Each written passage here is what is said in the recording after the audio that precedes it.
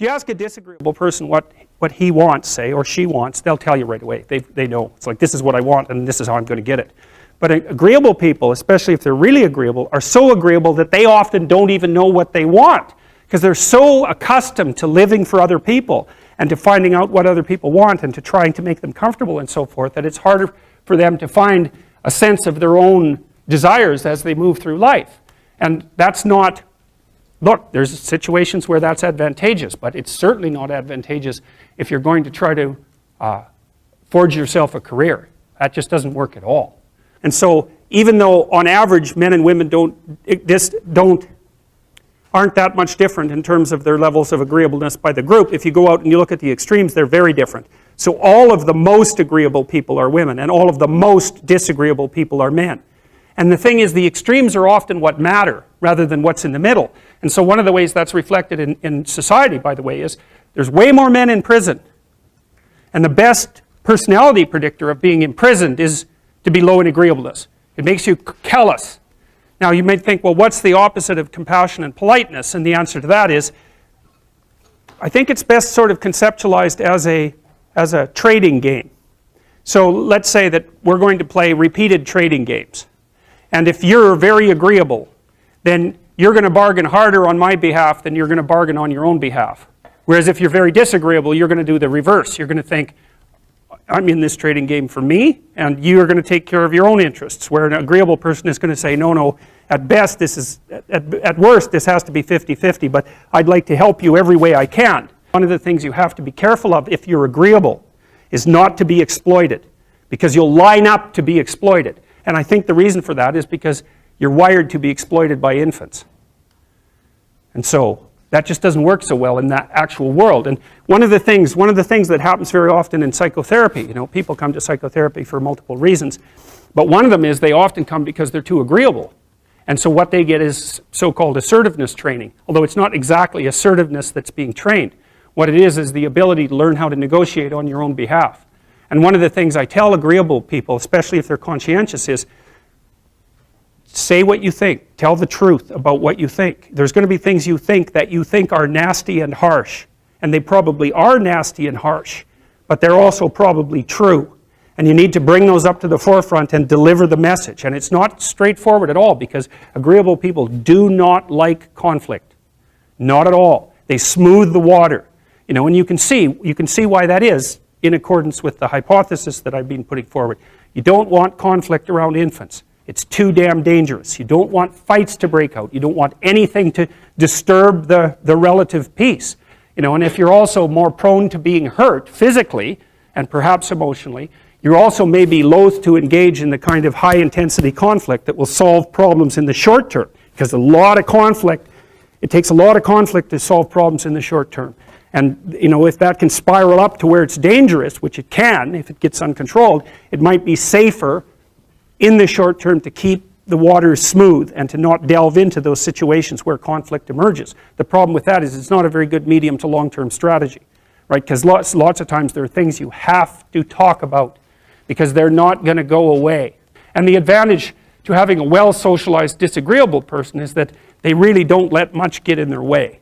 So if you can get a kid who's disagreeable socialized, that person can be quite the creature, because they're very forward-moving in their nature and very difficult to stop. But if you don't get them successfully domesticated, tamed, roughly speaking, by the time they're 4, their peers reject them.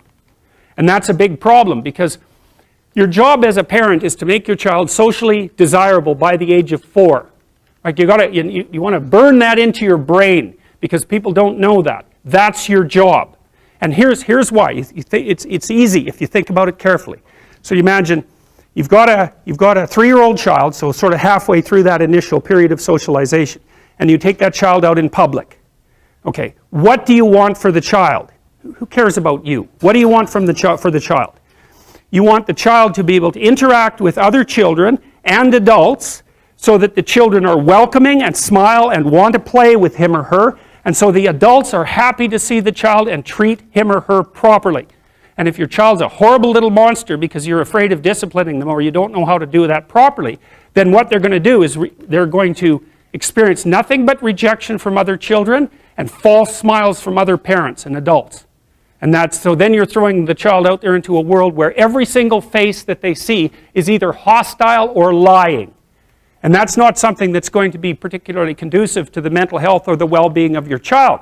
If your child can learn a couple simple rules of behavior, like don't interrupt adults when they're talking too much and pay attention and try not to hit the other kids over the head with the truck any more than is absolutely necessary, then, and share and play properly, then when they meet other kids, the kids are going to try out a few little play routines on them, and that's going to go well, and then they're going to go off and socialize each other for the rest of their lives. Because that's what happens, is that from 4 years old onwards, the primary socialization with children takes place among other children. And so if the kids don't get in on that early, they don't move into that developmental spiral upwards and they're left behind. And you can imagine how terrible that is, because a 4-year-old will not play with another 4-year-old who's 2.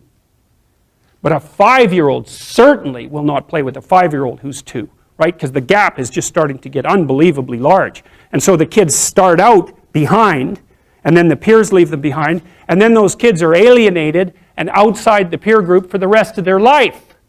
Well, those are the ones that grow up to be long-term antisocial, right? They're already aggressive. It doesn't dip down. Now, what happens to normal boys, roughly speaking? Imagine the aggressive 2-year-old types. They get socialized, so their level of aggression goes down, and then they hit puberty and testosterone kicks in, and bang, levels of aggression go back up. And so that's why males are criminals between the ages roughly of 16 and about 25. So, and it matches the creativity curve, by the way. It's so cool. If you look at the spike of creativity among men, 16 to 25, and it starts to go down, criminality matches that absolutely perfectly. So that's quite cool. So, and so the testosterone levels raise the average level of aggression among men. It's more dominance than aggression, actually, and testosterone is by no means all bad. And then it starts to decrease at about age 25 or 26, which is usually when men stop staying up late at night, stop drinking as much, develop a full-time career, and take on the burdens and responsibilities and opportunities that are associated with a long-term partner and family. And so, well, so that's the development of what I would call predatory aggression, because I also think that the agreeableness distribution is probably something like predatory aggression versus maternal sympathy. It's something like that. So if you look at other mammals that are predators, because we're predators as well as prey animals, if you look at other animals like bears, the male bear has absolutely nothing to do with the raising of the infants. In fact, the female bears will keep the male the hell away because he's likely to kill the infants and maybe even to eat them. So there's no maternality at all in solitary male mammalian predators. It's really useful to investigate the viewpoints of people who have opposing views to yours. Because they'll tell you things, not only will they tell you things you don't know, they'll also tell you how to see the world in ways that you don't see it. And they'll also have skills that you don't have, that you could develop. So for example, if you're an introverted person, it's very useful to watch an extroverted person, because the extroverted person has ways of being in the social world that aren't natural to you, that you can use to improve your toolkit.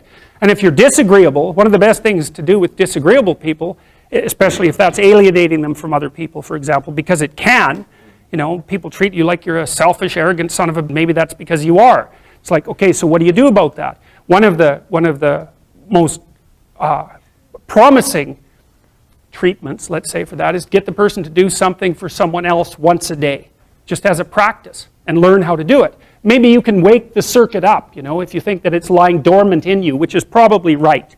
I think we have a very wide range of propensities within us. Some are switched on, genetic propensities. Some are switched on, but I think that if you put yourself in the right situation or walk yourself through the right exercises, you can switch some of these other things on as well. But it takes work and dedication and discipline. I would say, generally speaking, if you want to adapt yourself properly to life, you should find a niche in the environment that corresponds with your temperament. Right? You shouldn't work at cross purposes to your temperament because it's just too damn difficult. But having done that, then you should work on developing the skills and viewpoints that exist in the space opposite to your personality, because that's where you're fundamentally underdeveloped. And that way I think you can extend out your temperamental capability across a wider range. And to me that's roughly equivalent as bringing a richer toolkit to each situation. You know, so if you're hyper extroverted, you should probably learn to shut up at parties now and then and listen just to see what's going on, to see if you can manage it, you know. And if you're introverted, well, then you should learn how to speak in public and to learn how to go to parties without hiding in the corner and saying nothing to anyone. You know, and if you're agreeable, then you need to learn how to be disagreeable so people can't push you around. And if you're disagreeable, you need to learn how to be agreeable so that you're not an evil son of a bitch. So, and the same thing applies even in the conscientious domain. It's like if you're too conscientious, you need to learn to relax and let go a little bit. And if you're unconscientious, it's time like, get out the Google Calendar, man, and start scheduling your day, right? And beat yourself on the back of the head with a stick until you're disciplined enough so that you can actually stick to something for some length of time and not living in absolute squalor, which is something that would characterize someone who's very disorderly, for example, because they don't notice. It doesn't bother them, disorder. It's like, maybe they can see it, but it doesn't have any emotional valence, and so it doesn't have any motivational significance.